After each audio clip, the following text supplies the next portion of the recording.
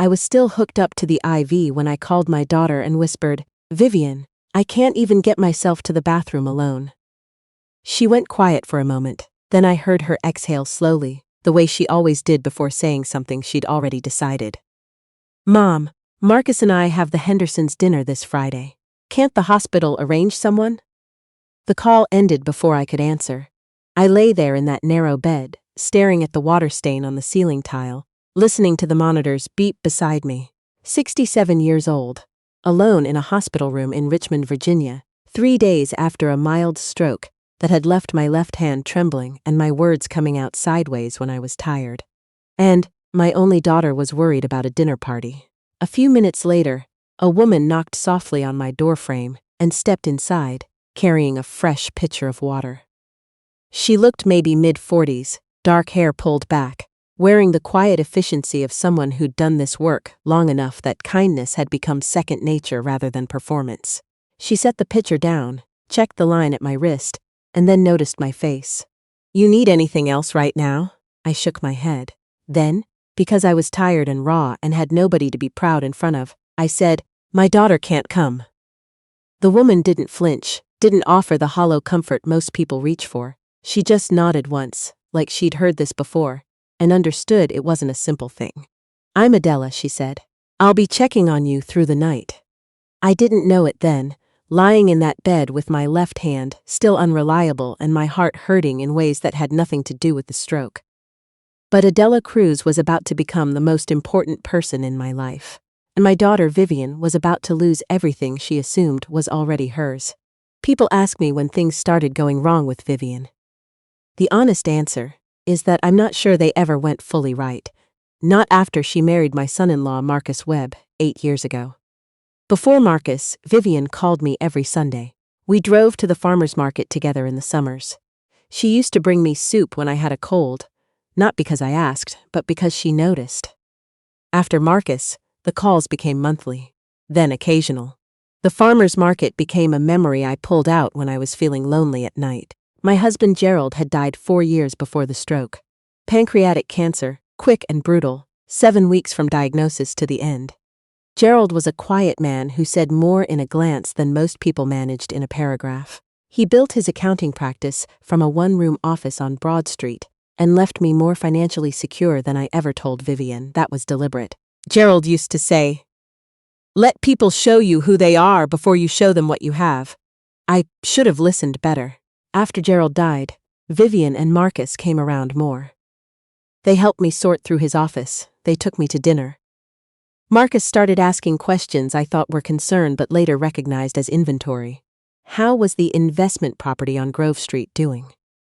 Had I thought about simplifying the portfolio? Was the house becoming too much to manage alone? I answered honestly, because I trusted my daughter. That was my first mistake. The stroke happened on a Tuesday morning in March. I was making coffee when the mug slipped from my left hand, and the words I tried to say came out scrambled. I managed to get to the phone and dial 911, and the paramedics arrived while I was still sitting on the kitchen floor trying to understand what was happening to my own body. The hospital called Vivian. She arrived 4 hours later. Not because of traffic. I know Richmond traffic. 4 hours means she finished what she was doing first. She stayed 40 minutes that first evening. She squeezed my hand, told me I looked better than she expected, mentioned that Marcus was handling some things at home, and left before dinner arrived.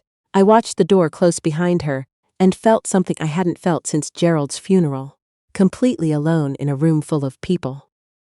That was the night Adela Cruz became more than a face checking my IV.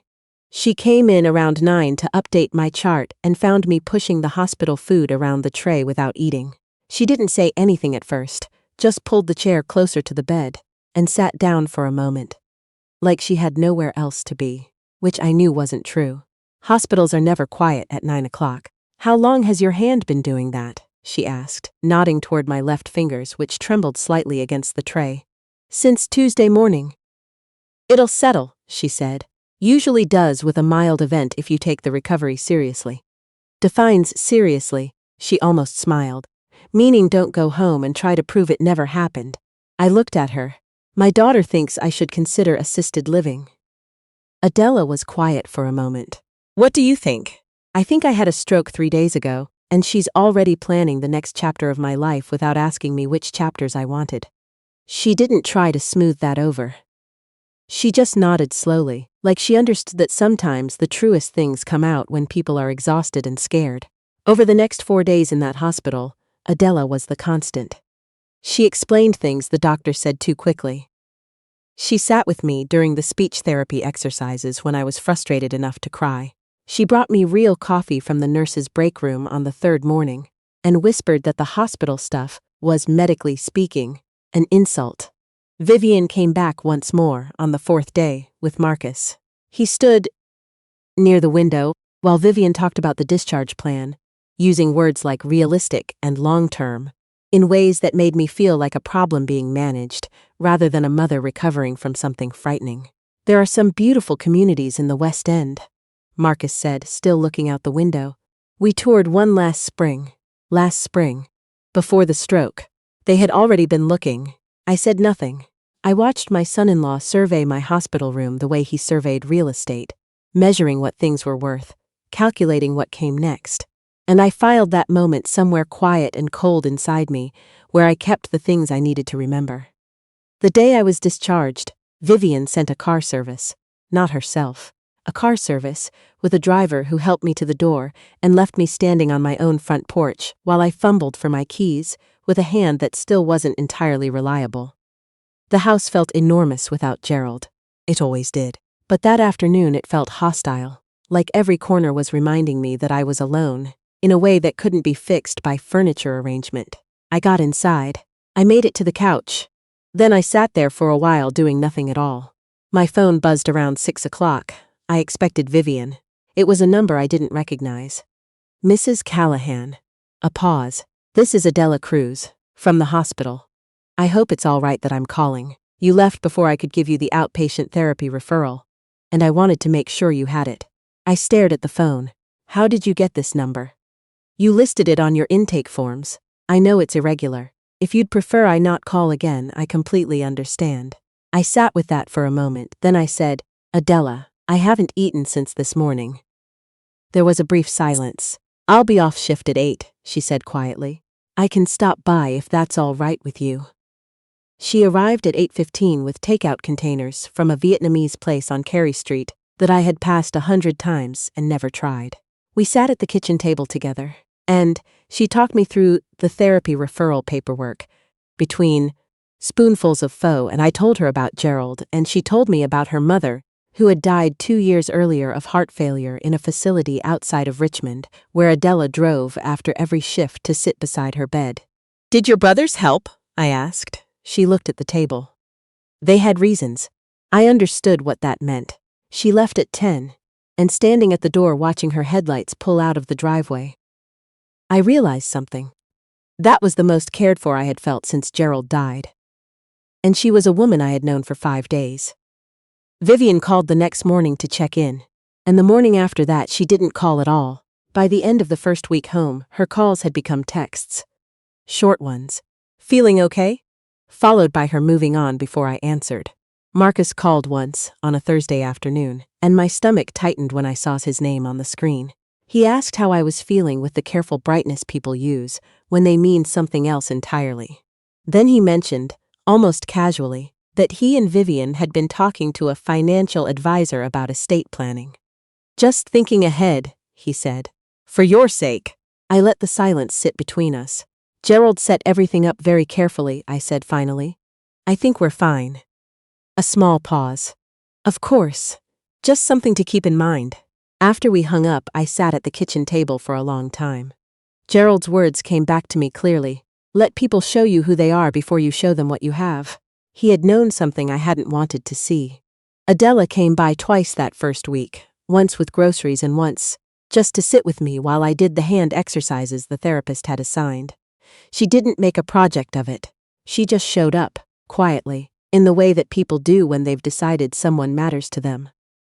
I started to depend on those visits more than I wanted to admit. 3 weeks after the stroke, I found something in Gerald's desk that changed everything. I had been looking for the insurance documents for the Grove Street property. The drawer was stiff, the way it always had been, and I had to pull hard before it came open. The folders were arranged the way Gerald arranged everything, methodical, labeled in his small, precise handwriting.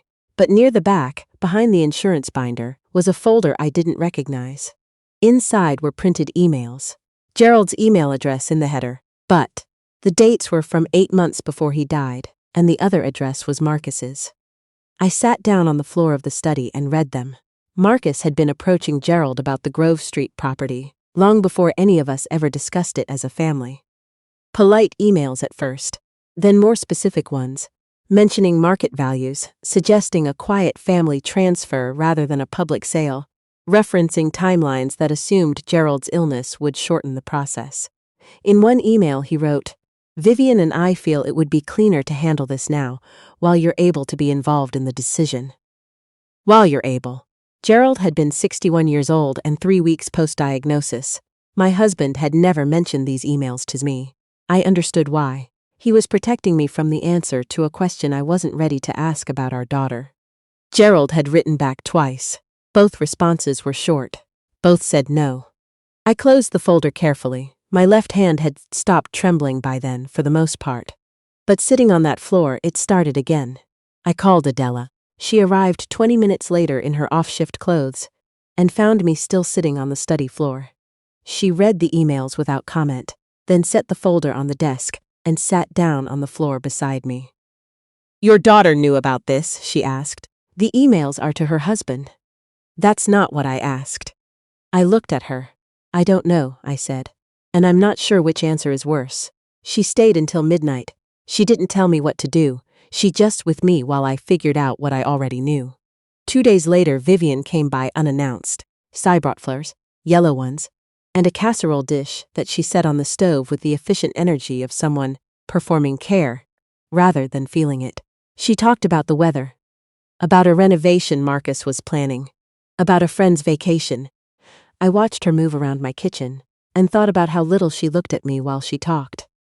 "Marcus mentioned you seemed a little down when he called last week," she said, rearranging the dish towel on the oven handle. "Did he?" She turned and smiled. "He worries about you, we both do, which is why we wanted to revisit the conversation about the properties." There it was, no preamble, no building toward it. "Which conversation is that?" I asked. "Just simplifying things." She sat down across from me. "The Grove Street property especially, it's a lot to manage. If something happened to you, it could become a real burden." If something happened to me. I had been sitting across this table from my daughter my entire adult life. I had nursed her through chicken pox and a broken collarbone and a heartbreak at 23 that I thought might undo her. And now she was sitting across from me, saying the words her husband had coached. And the woman underneath them was somewhere I couldn't quite find anymore. "I think I'd like to handle my own properties," I said quietly. "The way I have been." A flash of something crossed her face. Frustration quickly covered. "Mom, be reasonable." "I am being very reasonable." She left an hour later with the casserole still on the stove. She did not take the flowers. I put them in a vase because they were not the flowers' fault. That evening I called my attorney, a woman named Patricia Ossie, who had handled Gerald's estate and who I trusted in the uncomplicated way you trust someone who has only ever been straight with you. I told her I needed to come in. I told her why. She was quiet through most of it, and when I finished, she said, "Can you bring the folder?" I went to Patricia's office the following Friday. Adela drove me, because my car still felt uncertain, and because she offered, and I said yes without pretending I didn't need the help.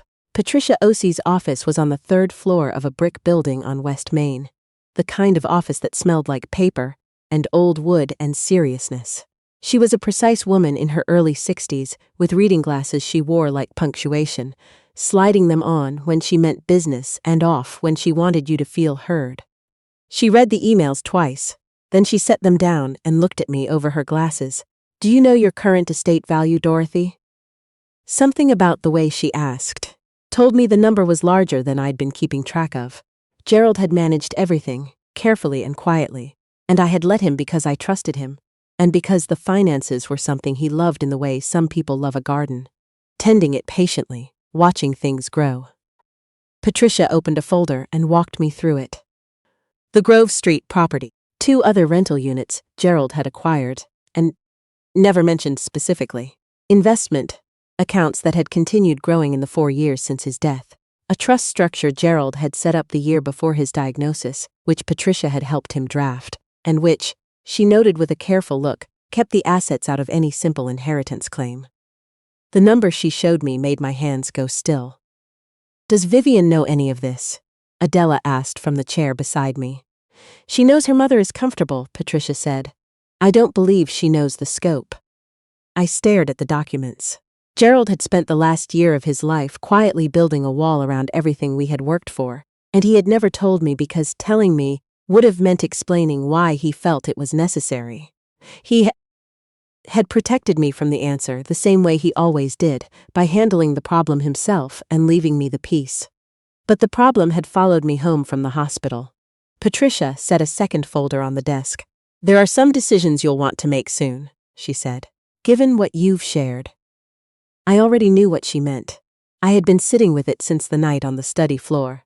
I told Patricia to begin drafting revisions to the will. I told her about the outpatient care, about the recovery ahead, about what I wanted to do with what Gerald left. I told her about Adela, and about the idea that had been forming quietly since the hospital, the kind of idea that arrives not like a plan, but like a recognition of something you already knew. When we left the office, Adela and I sat in the car for a moment without driving. "You didn't tell me any of that," she said finally, "meaning the money, meaning the scope of it." "I didn't know most of it myself," I said. She looked out the windshield. "I want you to know it doesn't change anything for me." "I know that," I said. "That's why I called you when I found the folder." 2 months after the stroke, Vivian stopped by again with Marcus. This time, they sat in the living room with the careful posture of people who had practiced the conversation on the drive over. Marcus had a folder of his own, which he set on the coffee table, like a document had authority over a person. Inside were power of attorney forms, property management agreements, and a letter from a financial advisory firm I had never heard of. All of it framed as protection. All of it designed to transfer decision-making out of my hands.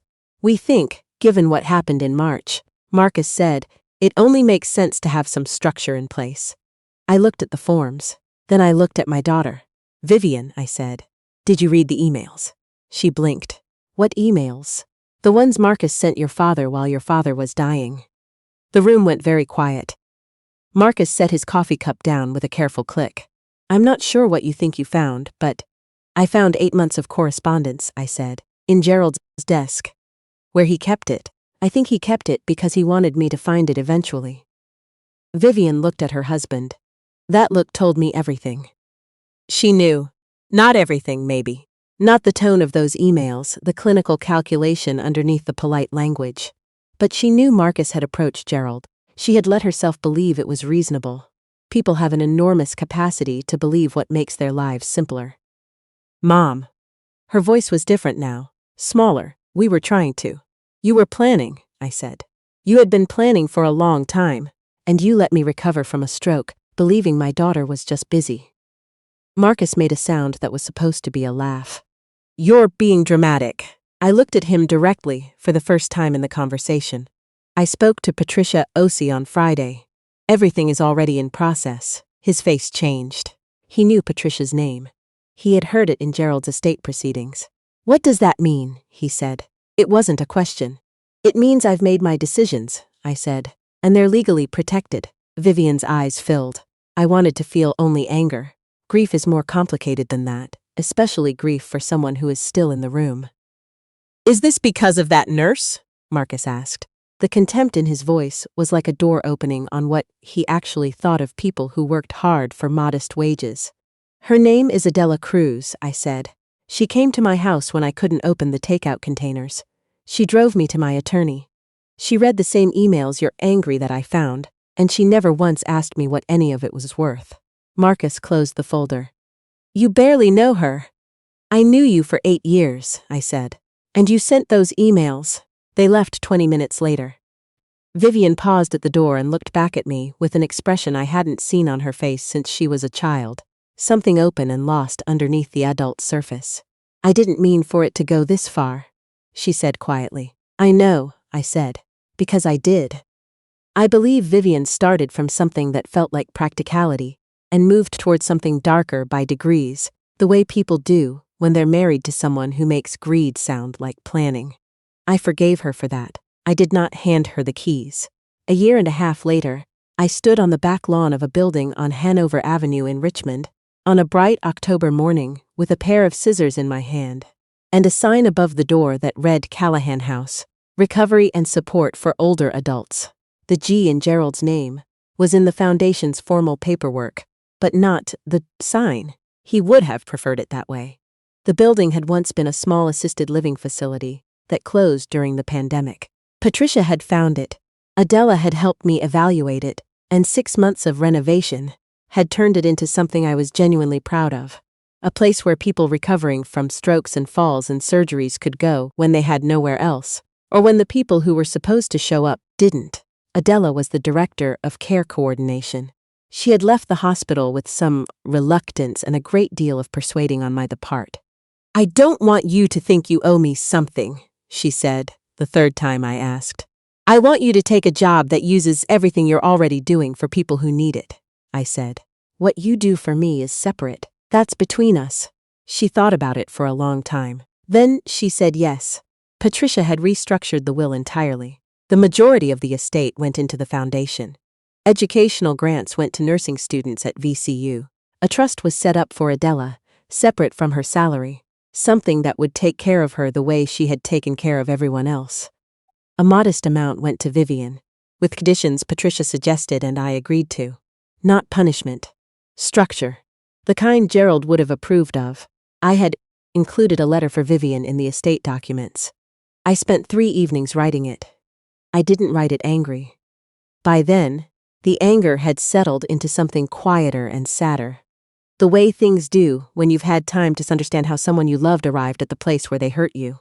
I told her in the letter that I understood how slowly those choices had accumulated.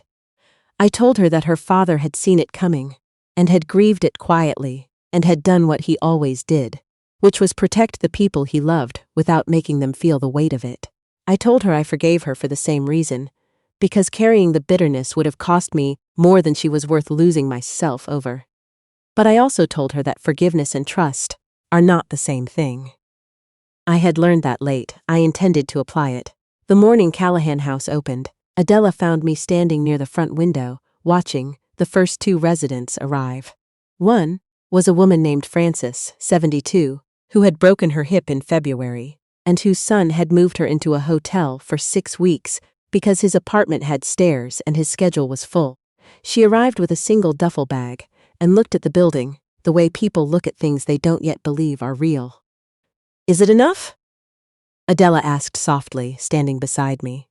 I thought about Gerald on the kitchen floor the first morning he told me what the oncologist had said.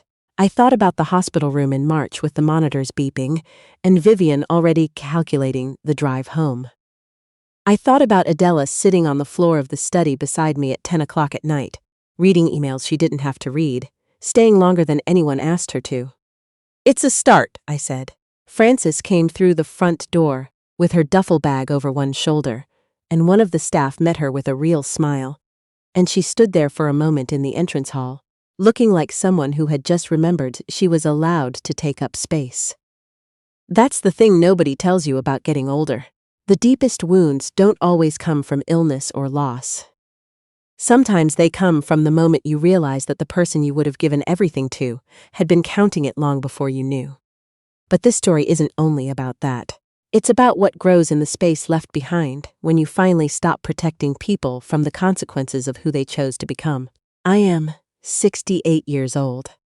My left hand is steady now, most mornings, and I have never felt less invisible in my life.